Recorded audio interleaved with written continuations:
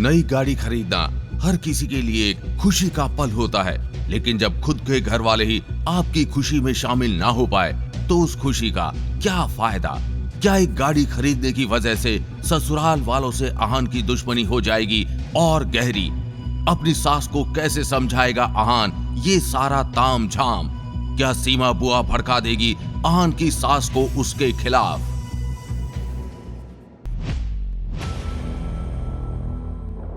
सीमा बुआ जी को बिना वजह हंसते हुए देखकर रतन ने उनसे पूछा, माँ क्या हुआ है, आप ऐसे क्यों हंस रही हैं?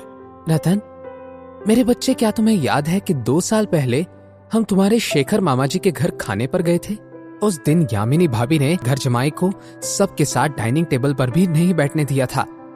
उसे डांट लगाकर कहीं और जाने को कहा। उसी दिन एक बात साफ थी कि जब तक यामिनी भाभी जिंदा हैं, आहान गिल परिवार में सर उठा के नहीं जी सकता, और मैं ही इस बात का फायदा उठाकर अपनी बेइज्जती का बदला लेकर रहूंगी। थोड़ी ही देर में दोनों माँ बेटे शेखर गिल के दरवाजे पर खड़े थे। सीमा बुआ जी ने डोरबेल बजा दी। घर में मिसेस यामिनी गिल अकेली ही थी। उन्होंने जैसे ही दरवाजा खोला वो हैरान रह गई। सीमा दीदी, आप यहाँ कैसे? क्यों भाभी, क्या मैं यहाँ नहीं आ सकती? अपनी बात कहने के बाद सीमा बुआ जी ने मिसेस यामिनी गिल के जवाब का कोई इंतजार नहीं किया और अपने बेटे के साथ सीधा घर के अंदर चली गई। सीमा बुआ जी और रतन आराम से सोफे पर बैठ गए। भाभी, आपका दामाद कहाँ है? उस बेशरम को आने के लिए कहिए। सीमा दीदी, क्या हुआ है? आप आहान को क्यों ढूंढ रही हैं? भाभी, आपको क्या हो गया है? आप मुझे इतने सवाल क्यों पूछ रही हैं? एक बार उस आहान को बाहर बुला लीजिए, आपको भी पता चल जाएगा कि क्या हुआ है। वो आहान और शनाया कुछ सामान खरीदने के लिए बाहर गए हैं। मैं उन्हें कॉल करके बुलाती हूँ। अपनी बात कहने के बाद मिसेस यामिनी गिल कुछ दूर गई और शनाया को कॉल लगाने लगी। कुछ देर बजने के बाद ही शनाया ने कॉल आंसर किया था। आहान कहाँ है? क्या हुआ है मॉम? शनाया, बातें बंद करो और ज्यादा सवाल मत करो। जल्दी से आहान को फोन दो, मुझे उससे बात करनी है। वैसे तो शनाया कुछ समझ नहीं पा रही थी, मगर अपनी मॉम को इतना इम्पल्सिव होते हुए देखकर शनाया जल्दी से आहान के पास चली गई और उसे फोन पकड़ा दिया। उसने जैसे ही हेलो कहा, मिसेस यामिनी गिल ने उससे कहा, आहान, क्या तुम्हारी सीमा दीदी से कोई मुलाकात हुई थी जिसमें तुमने उन्हें नाराज कर दिया है? मॉम, वो थोड़ी बहस तो हुई थी। क्या बात है, आप इतनी परेशान क्यों लग रही हैं? क्या हुआ है? वो अपने बेटे के साथ घर आई हैं। अभी के अभी घर आओ और ये फैला हुआ रायता साफ करो। अपनी बात कहने के बाद मिसेस यामिनी गिल ने कॉल काट दिया। शनाया आहान की तरफ क्यूरियस होकर देख रही थी। क्या हुआ है आहान? क्या घर पर कोई प्रॉब्लम हुई है? प्रॉब्लम हुई नहीं है, आई है।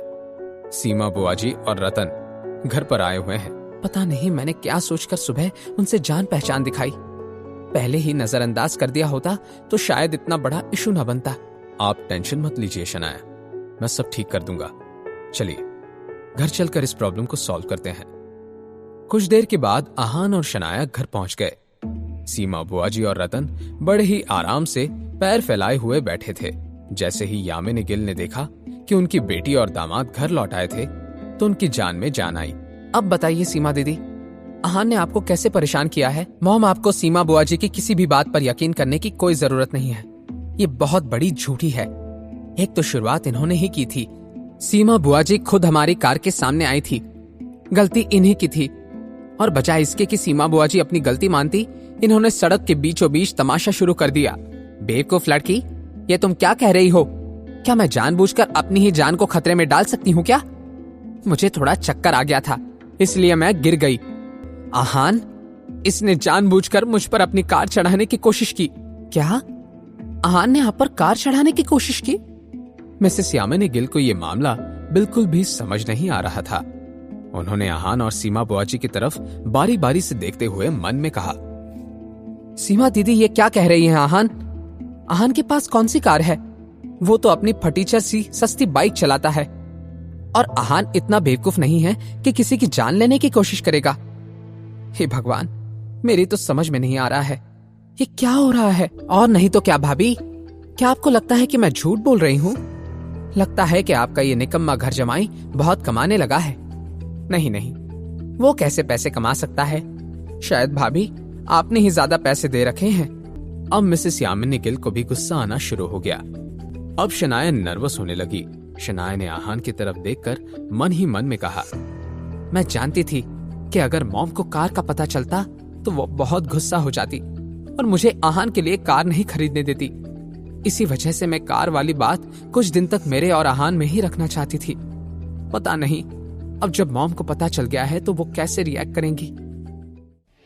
क्या होगा जब यामिनी को पता चलेगी आहान की नई गाड़ी की सारी सच्चाई?